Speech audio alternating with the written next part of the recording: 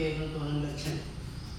തിരിച്ച് വിവേകാനന്ദ സ്വാമി എങ്ങനെയാണ് സത്യാന്വേഷണം അദ്ദേഹത്തിൻ്റെ ജീവിതത്തിൽ ലക്ഷ്യമാക്കി കണ്ടത്, അതേമാതിരി തന്നെ ഈ രാജ്യത്തിൻ്റെ പുനരുദ്ധാരണത്തിന് വേണ്ടി അന്ന് തുടങ്ങിയിരുന്ന പല പരിപാടികളും സംഘത്തിൻ്റെ സ്ഥാപകനെ കാണാനും അദ്ദേഹത്തിൽ കൂടി പ്രചോദനം ഉൾക്കൊള്ളാനൊക്കെ കഴിഞ്ഞ അദ്ദേഹത്തിന് തോന്നി, എൻ്റെ ജീവിതം വെറുതെ കളയാനുള്ളതല്ല, അതുകൊണ്ട് എന്തെങ്കിലും രാജ്യത്തിൻ്റെ ഉദ്ധാരണത്തിന് വേണ്ടി എന്തെങ്കിലും ശ്രമിക്കണം എന്നുള്ള ഒരു ലക്ഷ്യബോധം നമുക്കൊക്കെ അത് പ്രത്യേകിച്ച് അടിയിട്ട് പറയേണ്ടതാണ്. എന്താണെന്ന് വെച്ചാൽ നമ്മൾക്കും ഇല്ല, നമുക്ക് നമ്മുടെ കുട്ടികൾക്കും അത് പറഞ്ഞു കൊടുക്കാനായിട്ട് സാധിക്കുന്നില്ല. ഒരു ലക്ഷ്യബോധം, ജീവിതത്തിൽ ഒരു ലക്ഷ്യബോധം വേണം എന്നുള്ളത് നമുക്ക് കുട്ടികൾക്ക് പറഞ്ഞു കൊടുക്കാൻ സാധിക്കുന്നില്ല. നമുക്ക് അവരുടെ മുമ്പിൽ വെക്കുന്ന ലക്ഷ്യം നിങ്ങൾക്ക് നല്ല ലൗകികമായിട്ടുള്ള ഉപലബ്ധികൾ ഉണ്ടാകണം,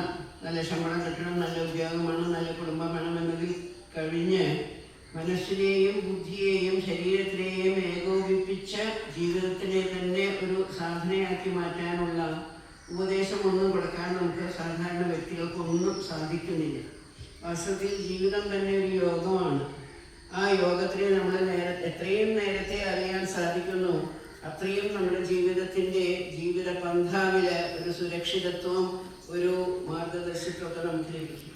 അദ്ദേഹത്തിന് അങ്ങനെ ലഭിച്ച കാരണം അദ്ദേഹം നേരത്തെ നിശ്ചയിച്ചു, എൻ്റെ പഠിപ്പ് കഴിഞ്ഞാൽ ഉടനെ തന്നെ ഞാൻ ആത്മസമർപ്പണം ചെയ്യാൻ പോവുകയാണ് എന്ന് പറഞ്ഞിട്ട് ആത്മസമർപ്പണം ചെയ്ത് ഒരുപാട് കാലം സംഘത്തിന് വേണ്ടി ഭാരതത്തിൻ്റെ നാനാഭാഗത്തും പ്രവർത്തിച്ചു. ഏകദേശം എല്ലാ ജില്ലകളിലും അദ്ദേഹത്തിന് പോകാനും ആൾക്കാരുമായിട്ട് സമ്പർക്കം ചെയ്യാനുമുള്ളൊരു ബാക്ക്ഗ്രൗണ്ട് അദ്ദേഹത്തിന് ഉണ്ടായി. ആ സമയത്താണ് കന്യാകുമാരിയിലുള്ള ശിലാസ്ഥാപനത്തിൻ്റെ നിർമ്മാണം തുടങ്ങാൻ ആലോചിക്കുന്നതും അതിൻ്റെ ആലോചനകൾ നടക്കുന്നതും. പക്ഷെ ഒരു ഗതി മുട്ടി നിൽക്കണം, ഒരു നിവൃത്തിയില്ല. അന്ന് അവിടെ ഉണ്ടായിരുന്ന മുക്കുവന്മാരുടെ സമൂഹം, അതിൽ പ്രത്യേകിച്ച് മറ്റു മതങ്ങളിൽപ്പെട്ടവരെല്ലാം അതിനെ എതിർത്തു. വിവേകാനന്ദ ശിലാസ്മാരക പാറമേൽ ഞങ്ങളൊന്നും പണിയാൻ സമ്മതിക്കില്ല എന്നുള്ള മാതിരത്തെ ഒരു മൂഡിലാണ് അവരുണ്ടായിരുന്നത്. അപ്പോൾ അവിടെയുള്ള സാധാരണയായിട്ടുണ്ടായിരുന്ന ഒരു യൂണിറ്റ്, ഒരു സംഘം വന്നിട്ട് പത്മനാഭൻ തുടങ്ങിയവർ, അവർക്ക് എന്താ ചെയ്യേണ്ടതെന്നറിയാം. അവർക്ക് അത്രയ്ക്കൊരു ഓൾ ഇന്ത്യ സ്റ്റാറ്റസ് ഒന്നും അവർക്കുണ്ടായിരുന്നില്ല. അവർക്ക് എന്താണ് ചെയ്യേണ്ടത്, എങ്ങോട്ടാണ് ചെയ്യേണ്ടതെന്ന് അറിയാതെ ഇരുന്ന സമയത്താണ് അദ്ദേഹം ഒരു ഗ്രൂപ്പ് ആൾക്കാരുടെ അടുത്ത് പോയതും അവരുടെ വിഷമങ്ങൾ അറിയിച്ചതും. അദ്ദേഹം ഉടനെ ഏകനാഥ്ജി പോയിട്ട് അതിനെന്താ വേണ്ടതെന്ന് നോക്കിയിട്ട് വരൂ, എന്തെങ്കിലും ചെയ്യാൻ സാധിക്കും എന്നുണ്ടെങ്കിൽ എന്ന് പറഞ്ഞ് അദ്ദേഹത്തെ നിർദ്ദേശിക്കുകയാണ് ചെയ്യുന്നത്. അവിടെ നിന്ന് അദ്ദേഹം പോയി, അദ്ദേഹം എല്ലാ പേപ്പറുകളെല്ലാം നല്ലോണം 5-6 മാസം അതിൻ്റെ എന്തൊക്കെയാണ് പ്രോബ്ലംസ് ഉള്ളത്, അതെങ്ങനെ മാറ്റി നിർത്താം, അതൊക്കെ അദ്ദേഹം വളരെ സൂക്ഷ്മമായിട്ട് പരിശോധിച്ച് അതിനുള്ള പ്രധാനമായിട്ടുള്ള അദ്ദേഹത്തിൻ്റെ കണ്ടെത്തൽ എന്തായിരുന്നു വെച്ചാൽ, ഇത് വിവേകാനന്ദ സ്വാമിക്കുള്ള ഒരു സ്മാരകം ഒരു ലോക്കൽ സ്ഥാപനമല്ല, അതിനെ ഒരു നാഷണൽ സ്ഥാപനമായിട്ട് ഉയർത്തണം എന്നുള്ള ഒരു കണ്ടെത്തലായിരുന്നു. അതോടുകൂടി ചെറിയൊരു കടുകുമണിയായിരുന്ന ആ ഒരു പ്രവർത്തനം അത് ഒരു വലിയ വൃക്ഷമായിട്ട് മാറാനായിട്ട് തുടങ്ങുകയാണ് ചെയ്യുന്നത്. അങ്ങനെ ഭാരതം മുഴുവൻ വ്യാപിച്ച് എല്ലാ ദിക്കുകളിലും പോയിട്ട് അദ്ദേഹം എല്ലാവരെയും ഉണർത്തി പ്രചോദനം ചെയ്ത് അതിനുവേണ്ട പരിപാടികളൊക്കെ തുടങ്ങി. എന്നിട്ട് പണ്ഡിറ്റ് നെഹ്റുവിൻ്റെ കയ്യിൽ നിന്ന് തന്നെ അതിൻ്റെ സമ്മതപത്രം വാങ്ങി വിവേകാനന്ദ ശിലാസ്മാരകം അവിടെ തന്നെ പണിയുന്ന. അതോടുകൂടി മറ്റുള്ളവരൊക്കെ നിശബ്ദരായി, മറ്റാർക്കും ഒന്നും പറയാൻ പറ്റിയില്ല. പണ്ഡിറ്റ്ജി ശിലാസ്മാരകം അവിടെ വരണം എന്ന് പറഞ്ഞതോട് കൂടിയിട്ട് പിന്നെ ആർക്കും ഒന്നും ഇണ്ടാന്ന് നിർത്തിയില്ല. അങ്ങനെ മനോഹരമായ ശിലാസ്മാരകം ഒരുപാടുണ്ട്. അത് വാസ്തവത്തിൽ അദ്ദേഹത്തിൻ്റെ ജീവിതത്തിൽ അദ്ദേഹം എടുത്തിരിക്കുന്ന ഇതൊക്കെ വളരെ ഇൻസ്പയറിംഗ് ആയിട്ടുള്ള നമുക്കൊക്കെ വായിക്കേണ്ടതാണ്. പക്ഷെ വായിക്കാനൊന്നും ആർക്കും സമയമില്ല, ഇൻസ്പിറേഷൻ ഒന്നും ആർക്കും വേണ്ടേലും. അപ്പം പിന്നെ നമുക്കില്ല, വാസ്തവത്തിൽ ഞങ്ങളെ മാതിരി ജീവിതം സാധനയാക്കിയിട്ടുള്ളവർക്ക് അതൊക്കെ വളരെയധികം ഇൻസ്പിറേഷൻ തരുന്നതായിട്ടുള്ള അദ്ദേഹത്തിൻ്റെ പ്രവൃത്തികളാണ്. അങ്ങനെ അദ്ദേഹം ശിലാസ്ഥാപനം നിർമ്മിച്ചതിന് ശേഷം ഇതുകൊണ്ടായില്ല വിവേകാനന്ദ സ്വാമിക്കുള്ള ശരിയായിട്ടുള്ള ഒരു സ്മാരകം ഈ ഒരു കെട്ടിടത്തിലെല്ലാം ഒതുങ്ങി നിൽക്കാൻ പോകുന്നത്. അതിനെ നമ്മൾ ഭാരതം മുഴുവൻ നിറഞ്ഞു നിൽക്കുന്നതായിട്ടുള്ള ഒരു സംഘത്തിനെ രൂപീകരിക്കണമെന്ന് വിചാരിച്ചുകൊണ്ടാണ് സ്ത്രീകളും പുരുഷന്മാരും രണ്ടുപേരും കൂടിച്ചേർന്ന് പ്രവർത്തിക്കുന്നതായിട്ടുള്ള. എന്താണെന്ന് വെച്ചാൽ പുരുഷന്മാർ കൊണ്ടുവരുന്ന ആ ശക്തിയുടെ ഇൻസ്പിറേഷൻ്റെ ഒപ്പം സ്ത്രീകളുടെ ശക്തിയും കൂടി ചേരുമ്പോഴാണ് ഏതൊരു സ്ഥാപനവും ഏതൊരു സേവനവും അതിൻ്റേതായിട്ടുള്ള ഒരു പൂർണ്ണതയിലെത്തുന്നത്. അത് അദ്ദേഹം നല്ലപോലെ മനസ്സിലാക്കി. എല്ലാവരും അന്ന് അദ്ദേഹത്തെ ചീത്ത പറഞ്ഞു, സ്ത്രീകളെയും പുരുഷന്മാരെയും ചെറുപ്പക്കാരായ സ്ത്രീകളെയും പുരുഷന്മാരെയും ഒന്നിച്ചു വെച്ച് നിങ്ങൾ സ്ഥാപനം തുടങ്ങാൻ പോവുകയാണെന്നൊക്കെ പലരും ചിരിക്കുകയും ഒക്കെ ചെയ്യുകയുണ്ടായി. പക്ഷെ അദ്ദേഹത്തിന് യാതൊരു കൂസലും ഉണ്ടായില്ല. അദ്ദേഹത്തിന് ആ കാഴ്ചപ്പാടിൽ തന്നെ പ്രവർത്തിച്ച് നല്ലൊരു സംഘത്തിനെ ഇന്നിപ്പോ 1000-ലധികം ബ്രാഞ്ചസ് നമുക്ക് കേന്ദ്രത്തിന്റെ ഉണ്ട്.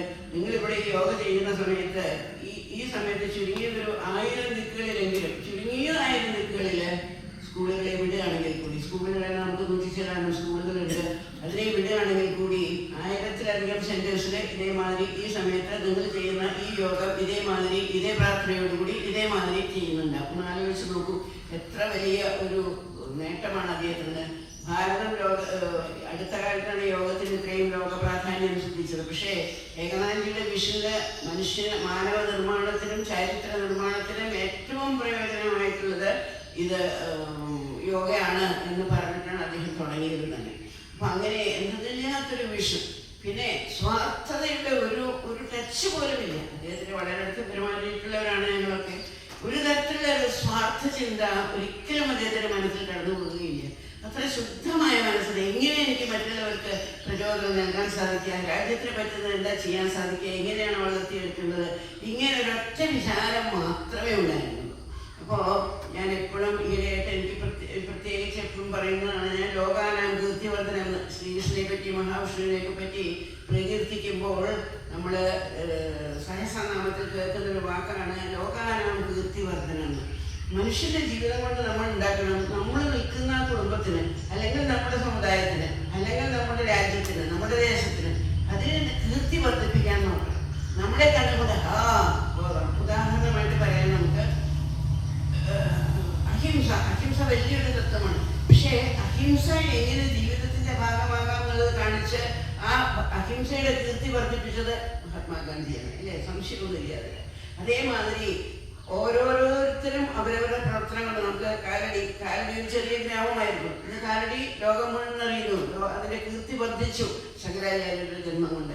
ഇങ്ങനെ ഈ പുണ്യഭൂമിയിൽ ഇത്രയും വളരെ രാജ്യത്തിന്റെ കീർത്തി വർദ്ധിപ്പിക്കുന്നതായ ജന്മങ്ങൾ എടുത്തിരിക്കുന്നതായ ഒരു ഭൂവിഭാഗം ലോകത്തിൽ എവിടെയുമില്ല.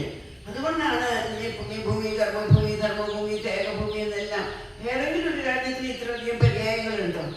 മദർലൻഡ്, ഫാദർലൻഡ്, ജർമ്മനി എന്നൊക്കെ നമ്മൾ കേൾക്കുന്നത് അല്ലാതെ ഇത്ര അധികം മനുഷ്യന്റെ കീർത്തിയെ വർദ്ധിപ്പിക്കുന്നതായിട്ടുള്ള ഇത്ര അധികം നാമധേയങ്ങളുള്ള ഒരു ഭൂമി ലോകത്തിലില്ല. അങ്ങനെയുള്ള ഒരു പുണ്യഭൂമിയിൽ ജനിച്ചവരാണ് നമ്മൾ. അതിന്റെ പ്രത്യേകത എന്താണെന്ന് വെച്ചാൽ ഇവിടെ ജനിച്ചവരെല്ലാവരും പതുക്കെ ആ സത്യത്തിനെ തേടണം എന്നുള്ളതാണ്. സത്യം പരം ധീമഹി, നമ്മൾ ഭാഗവതം കേട്ടിട്ടുള്ളവരൊക്കെ കേട്ടിട്ടുണ്ടാവും. ആദ്യത്തെ ശ്ലോകത്തിൽ തന്നെ സത്യം പരം ധീമഹി. മറ്റുള്ളത് എന്തൊക്കെ നിങ്ങൾ ജീവിതത്തിലേക്ക് ആവാഹിച്ചോളൂ, ആ സത്യത്തിനെ എപ്പോൾ നിങ്ങൾ ജീവിതത്തിലേക്ക് ആവാഹിച്ച് സത്യത്തിലും ധർമ്മത്തിലും കൂടി ജീവിക്കാൻ തുടങ്ങുന്നു, അപ്പോഴാണ് നിങ്ങളുടെ കീർത്തി വർദ്ധിക്കുന്നത്. നിങ്ങളുടെ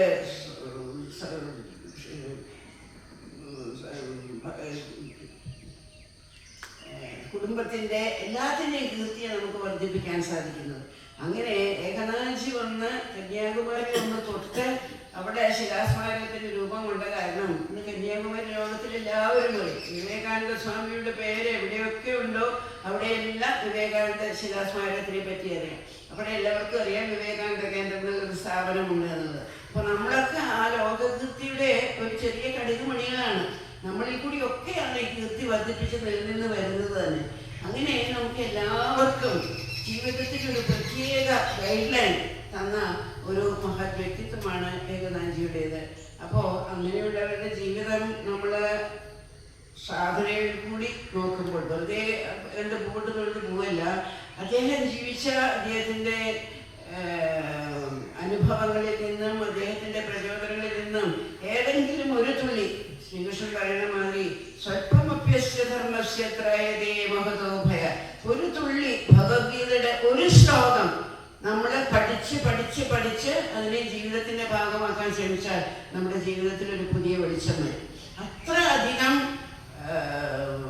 എന്താ പറയുന്നത്, ശക്തി നിറഞ്ഞതാണ് അതിലത്തെ ഓരോ ശ്ലോകങ്ങൾ. അതേമാതിരിയാണ് ഏകനാഥജിയുടെ ജീവിതത്തിൽ കൂടി ഭാരതത്തിന്റെ കീർത്തിയെ അദ്ദേഹം വർദ്ധിപ്പിച്ചത്. വെറും ഒരു, ഞാൻ ഓർക്കുന്നുണ്ട്, ഞാൻ MSc തിരുവനന്തപുരത്ത് പഠിക്കുന്ന സമയത്ത് കന്യാകുമാരി പോകണമെന്നുണ്ടെങ്കിൽ ബസ് പോലും ഇല്ല. നാഗർകോവിൽ വരെ ഒരു ബസ് പോകും, പിന്നെ അവിടുന്ന് എന്തെങ്കിലും ചെറിയ വാഹനങ്ങൾ ടാക്സിയൊക്കെ ഹയർ ചെയ്തിട്ട് വേണം അമ്പലത്തിൻ്റെ അവിടെ പോയാൽ താമസിക്കാൻ.